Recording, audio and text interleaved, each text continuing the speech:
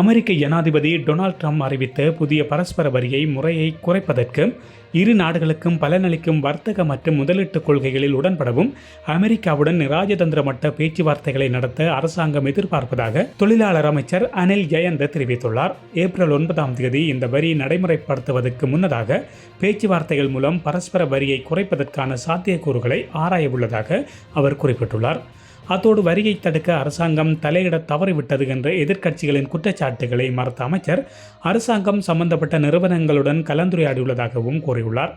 இதேவேளை இவ்வாறான சூழ்நிலையில் என்ன நடவடிக்கைகள் எடுக்கப்பட வேண்டும் என்பது குறித்து அமைச்சுகள் மற்றும் நிபுணர் குழுக்கள் போன்றவற்றுடன் கலந்துரையாடியுள்ளதாகவும் அவர் தெரிவித்துள்ளார். இலங்கை சர்வதேச நாணய நிதியத்துடன் ஒரு திட்டத்தில் ஈடுபடுத்தப்பட்டுள்ள ஒரு சிறப்பு பொருளாதார சூழ்நிலையை எதிர்கொள்கின்றது என்றும் பொருளாதார வீழ்ச்சியிலிருந்து மீண்டு வருவதாகவும் அமைச்சர் கூறியுள்ளார். இந்த நிலையில் புதிய வரி காரணமாக ஏற்றுமதிகளின் விலைகளும் உயரும் எனவும் அமெரிக்க சந்தையில் நமது ஏற்றுமதிகளுக்கான போட்டி குறையக்கூடும் என்றும் அமைச்சர் சுட்டிக்காட்டியுள்ளார். இவ்வாறானதொரு சூழ்நிலையில் தேவை மற்றும் ஏற்றுமதி வருவாயில் வீழ்ச்சி ஏற்படலாம் என்றும் ஏற்றுமதியாளர்கள் லாப குறைப்புகளை சந்திக்க வேண்டியிருக்கும் என்றும் அவர் குறிப்பிட்டுள்ளார். மேலும் அமெரிக்க அரசாங்கத்துடனான பேச்சுவார்த்தைகள் தோல்வியுற்றால் GSP+ வசதியின் கீழ் சிறப்பு சலுகைகளை பெறுவது குறித்த கலந்துரையாடல்கள் போன்ற மாற்று வழிகளை இலங்கை பரிசீலிக்கும் என்று தொழிலாளர் அமைச்சர் அனில் ஜெயந்த வலியுறுத்தியுள்ளார்.